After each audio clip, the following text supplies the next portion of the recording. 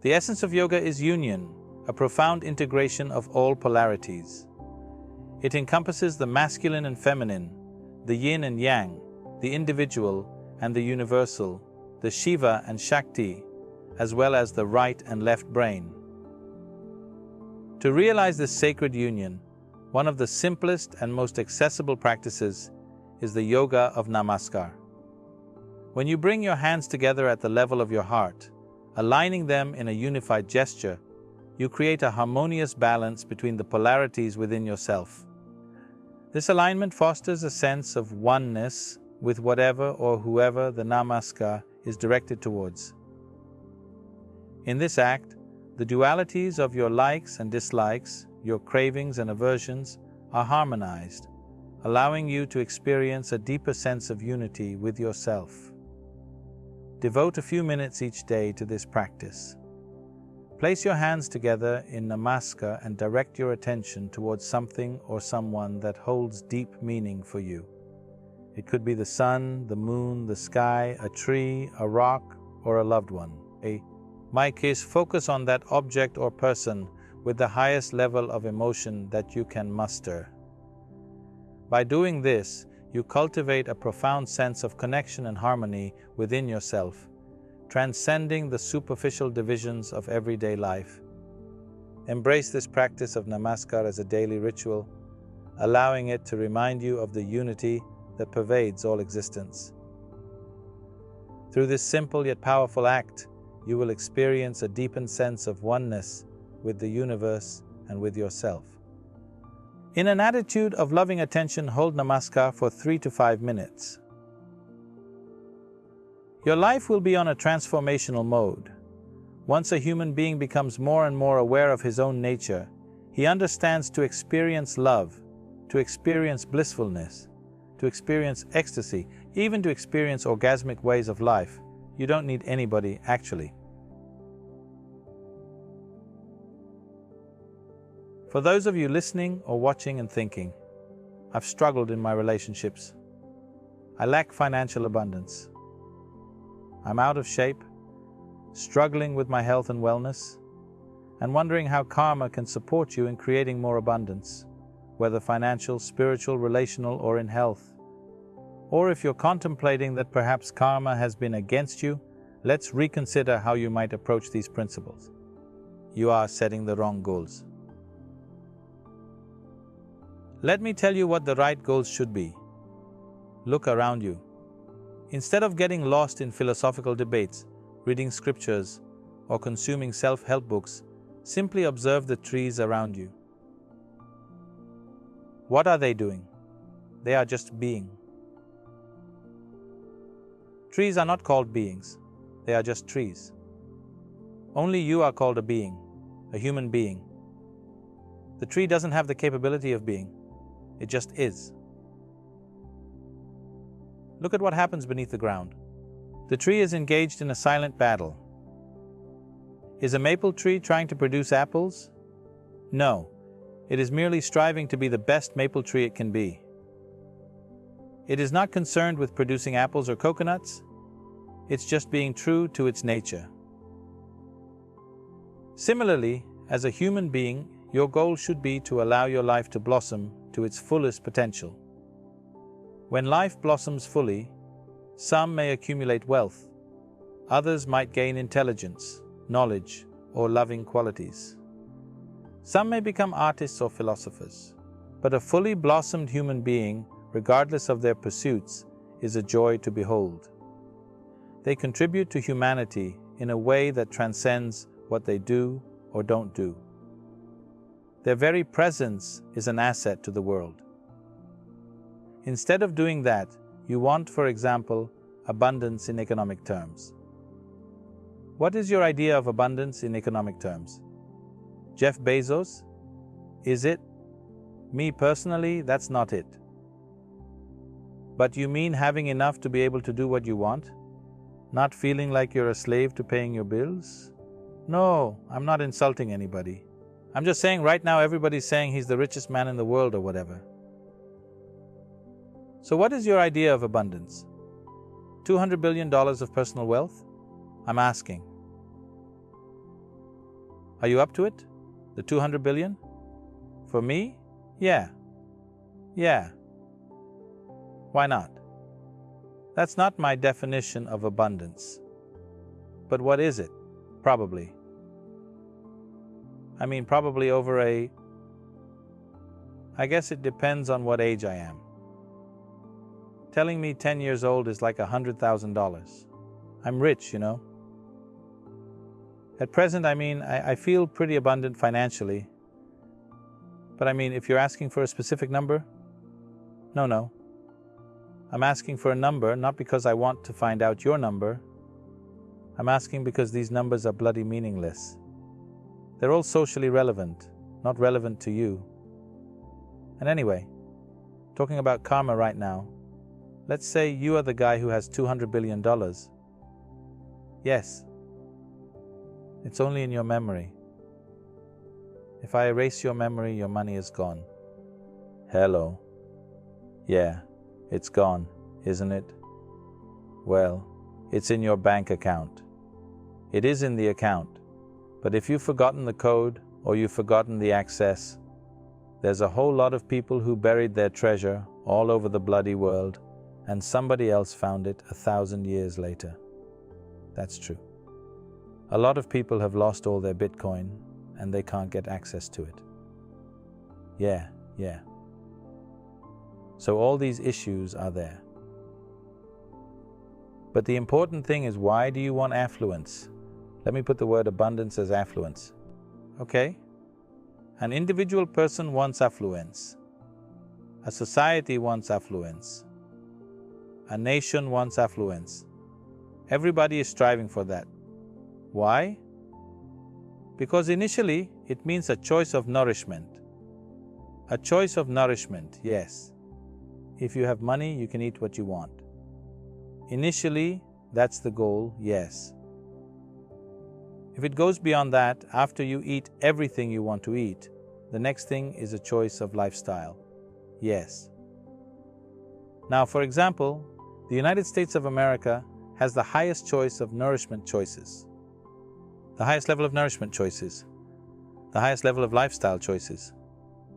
All right? But you're spending 25 trillion on healthcare, right? Oh, wonderful. That's big. That is larger than India's economy. Really. For 4 billion people, we don't have a $25 trillion economy. All right. So what is the abundance you're seeking? You want to destroy the planet? That's what you're saying? I'm not saying for me. I'm saying for people watching it. Yeah. No. I'm saying this. The thing that you're thinking is because you're in California. Your idea of abundance is here. If you are in Timbuktu, right?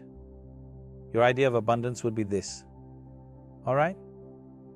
Of course. So I'm saying, do not think in terms of abundance. Think in terms of a fulfillment of life. If you are a fulfilled life, according to your competence, according to your capability, according to the times in which you live, you will do the appropriate thing. Right now, in the pursuit of abundance, people are doing vulgar things. 2 people are living in a 50-bedroom house. What's the point of this? Right? Can you sleep in 50 different places? Yeah. You can have everything that you can use. Well, but the important thing is, are you making arrangements of home, automobile, this, that, everything as a means to act in the world, or as a means to enhance yourself? This you must decide. This is why I said the car advertisements are all talking about the leather, about the paneling, about this. Why? Because this is a way of enhancing yourself. Your car is a little shinier than your neighbor's car, and you're supposed to be better. I'm saying nothing makes you better. All right. Nothing makes you better. The only thing is everything that you can be within yourself. Are you or are you not? That's all. In our lives, if we do not do what we cannot do, there is no issue. But if we do not do what we can do, we are a disaster. So let me ask you, are you as joyful as you were when you were 5 years old? At 35 or 40, if you are not as joyful and as exuberant as a 5-year-old, then clearly you're a disaster. Because you haven't even reached square one. That was the starting point of your life, when nothing was in your control. Now you're not even at square one. You've sunken deeper. That's a disastrous life. So don't think about abundance and finance. Those things will happen according to their time. Imagine if you and I were here 10,000 years ago, I would find an Indian cave. You might find one in Ohio. Ohio has caves, yes? But you wouldn't come to California, you'd find a big cave in Ohio. I've been visiting these caves, searching for water. What would your idea of abundance be at that time? I'm asking you to reconsider the concept of abundance. The moment we started thinking in terms of abundance, we destroyed this planet massively. Now you want to be eco-friendly by driving an electric car? No. It's because fundamentally wrong thinking has taken root. Life has become about something external, enhancing you. But no, the only way to enhance yourself is to bring yourself to the fullest blossoming of what you can be. Am I better than you at my fullest? No, I'm just different. Is this tree better than that tree? No. Each one is unique in its own way. And that's the beauty of the world. If there was another person just like you in your house, could you live there? No. If there were 7 billion people just like you, could you live in this world?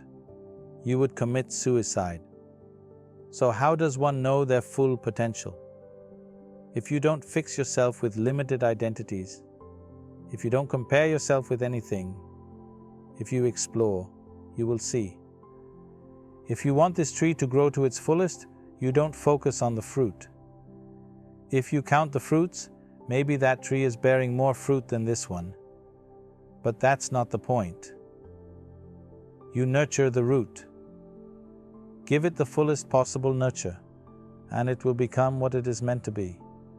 A blade of grass cannot become a tree, but isn't it wonderful? Yes. Isn't it wonderful? You may step on it, but isn't it wonderful? Most gardens are for grass, not trees. So, how do we nurture our inner roots and not focus on the fruit? Just as there is a science and technology to create external situations the way we want, there is a whole science and technology to create inner situations the way we want. Many foundations and centers have emerged, while many others have disappeared. And you have achieved this overnight. So, what's the secret behind your success? As a child, did you ever blow soap bubbles? When you blew those bubbles, did you notice that some people got a big bubble while others got only a small one? Everyone had air in their lungs, yet the sizes of the bubbles varied. Why is that? You see, when it comes to the body, this is my body and that is your body. There's no confusion about that, right? This is my body and that is your body. This is my mind and that is your mind. But when it comes to life, there is no such thing as my life and your life. This is a living cosmos. How much life you capture within your system will determine the size and scope of your life. Some people get a big bubble, some get a small bubble, and sometimes the bubble just bursts. You cannot distinguish where my air ends and yours begins. Man, similarly, when it comes to life, there is no distinction between my life and your life.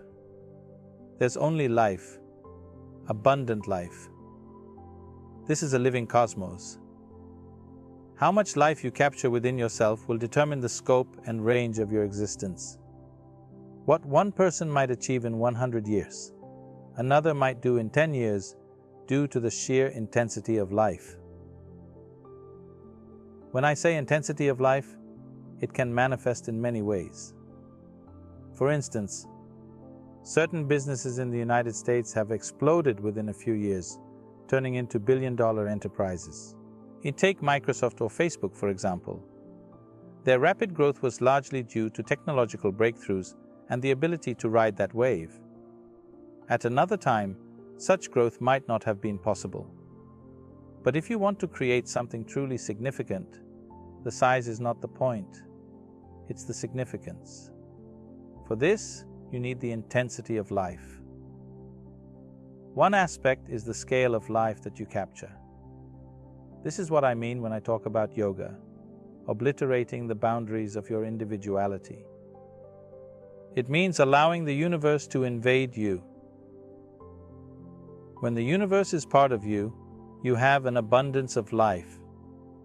With an abundance of life, you will naturally share it. When you share your life generously with others, people will value it immensely.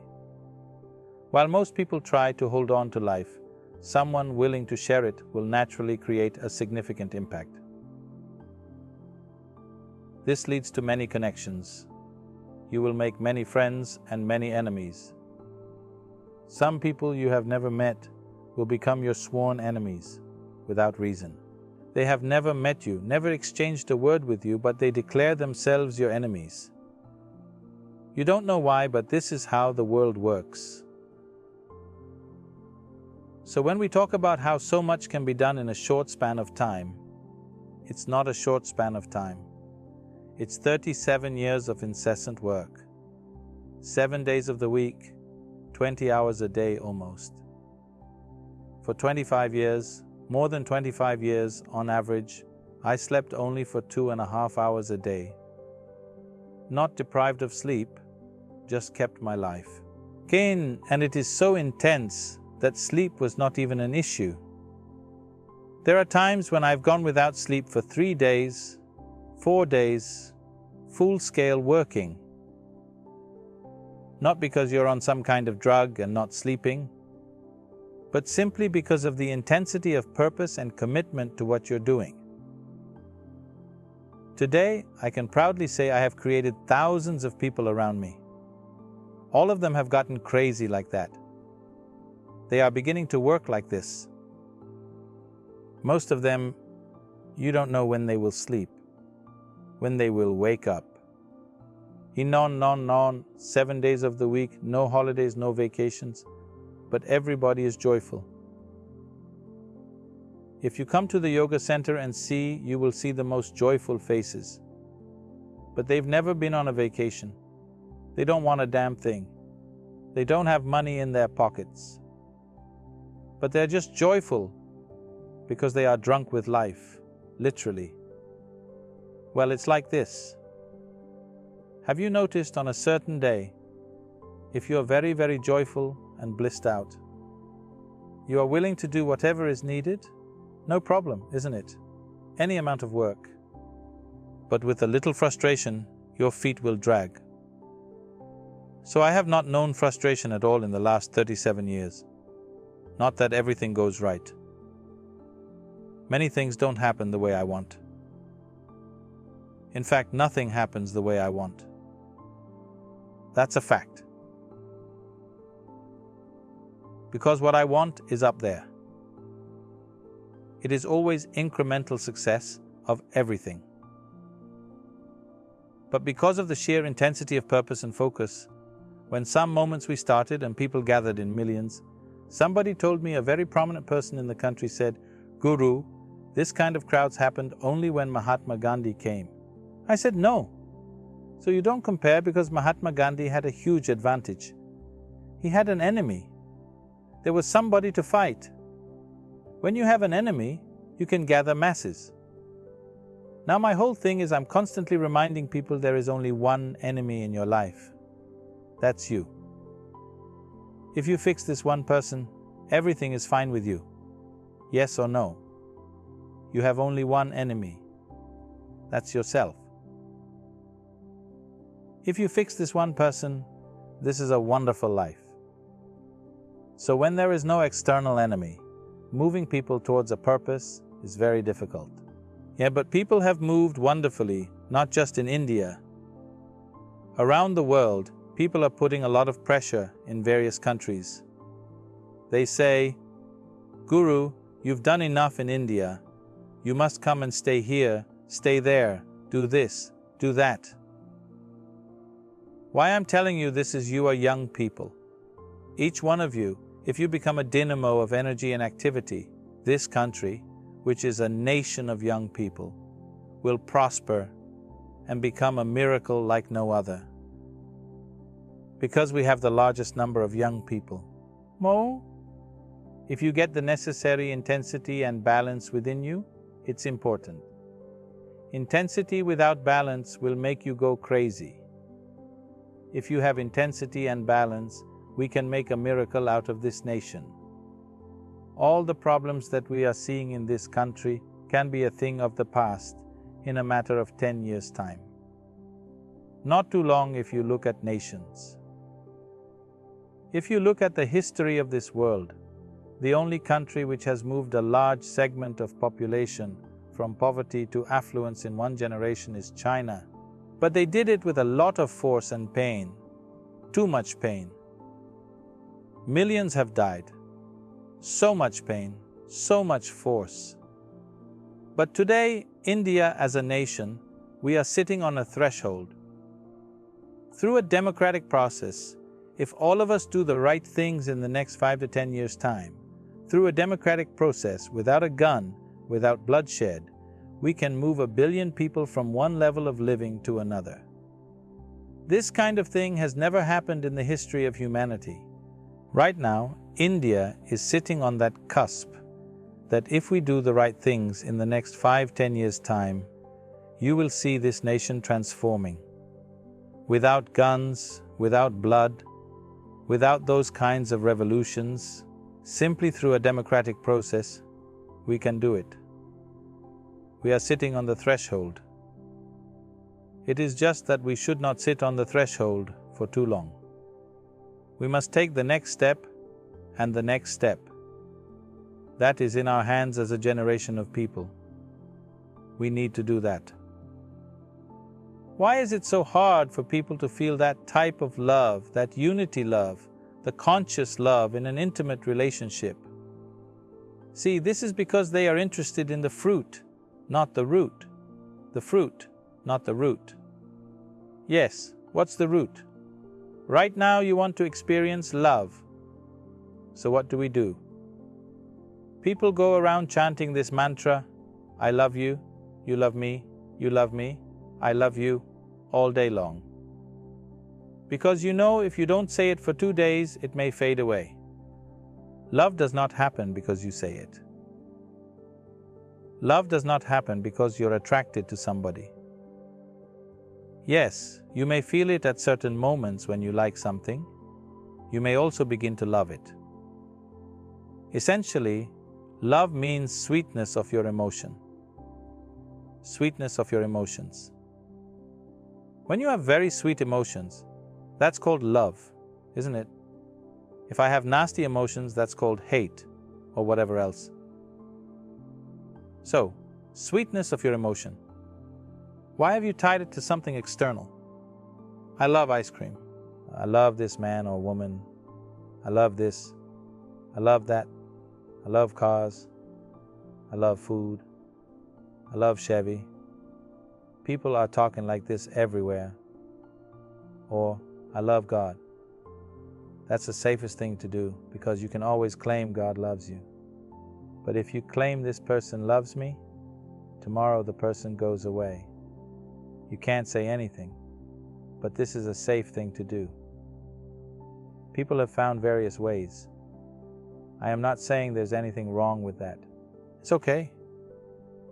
You use whatever means you want to feel the sweetness of your emotion. But you must understand it's the sweetness of your emotion. I am asking you, what happens within you? Why is it determined by somebody else? What happens within you? If it's determined by somebody else, this is the worst form of slavery, isn't it? When love is determined by someone else, not only love, but also your happiness, your joy, your peacefulness, anything that happens within you, when your inner experience is determined by something or somebody, that is the worst form of slavery. Yes, but we are a free country. So when people are in a relationship and there seems to be a wave of joy and love and acceptance, and then other days maybe it's anger or resentment or frustration, how do we move out of that and more into acceptance and conscious love as opposed to control or manipulation or, well, you need to do this to make me happy? How do we expand beyond that? First of all, you must decide, is your life in pursuit of happiness or is it an expression of joy? Is it in the pursuit of happiness or expression of joy? Tell me, in your life, when you're expressing your joy, was that the best moment? Or when you're pursuing happiness, was that the best moment? The joy. Yes, so why is it that you have not done that? Because you still believe there is joy in this tree and you can squeeze it out. There is joy in this man or woman that you can squeeze it out. You bring them and then you expect the relationship to be great. It will not be. You bring them in so that juice of joy will come to you or love will come to you. No, love is not something that you do. Love is something that you can become. It's your quality. If your mind is in a certain way, it's joyful. If your emotions are in a certain way, it's loving. This is the quality of sweetness of the body. If your body becomes sweet and pleasant, it's called health and pleasure. If your mind becomes very pleasant, it's called peacefulness and joyfulness. If your emotions become pleasant, it's called love and compassion. If your very life energy becomes pleasant, it is called blissfulness and ecstasy.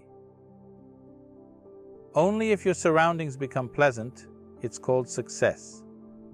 Only to achieve success, you need competence, you need cooperation, you need help from other people. All right, because without all of them cooperating, there will be no success. Right now, these guys must cooperate. Otherwise, this shoot is not going to go well. All right, but even if these guys don't shoot well, we can still be joyful. They cannot stop us. No, we cannot. We can be joyful. Yes, they cannot stop us.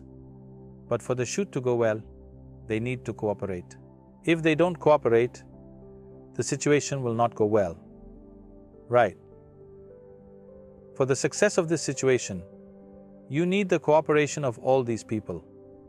But for my body, for my mind, for my emotion, and my energies to feel pleasant, I don't need anybody's cooperation. This is 100% my business. So right now, to experience love within you, you're asking somebody to be in a certain way. Oh, all the best. You're going to have a trip. Is that why you think most marriages go through divorce? Because it's more of needing the other person to support you and feeling a certain way? See, suppose you cannot walk without a crutch. Without a crutch, you cannot walk, right? Then, next moment, you go to somebody, some pretty woman. I cannot live without you. Between the crutch and her, what is the difference? I'm asking. One is a physical crutch. Another is an emotional and psychological crutch, isn't it? Yeah. So, essentially, you have crippled yourself. This life is a complete life by itself. If this is a complete life, it's joyful, loving, and wonderful by its own nature. Now, when it's feeling so wonderful, It may want to share this wonderfulness with people around. You can share this with thousands of people, but you also want a more intimate sharing to happen. For that, you need one person. So, if it's about you expressing your joy and love to somebody, and you find that person, you think that person is going to run away from you? No. You want to squeeze them for love and joy. Initially, they drip. Afterwards, sometimes they're dry. Yeah, it's going to squeeze them too much. Yeah. Can you have a life partner and still have a love story? Of course. Of course. You want the life partner to be a love story too. But the love stories per se are not life stories. It's different ingredients. It's different values. There are some things that you don't need in order to have a beautiful love story with someone.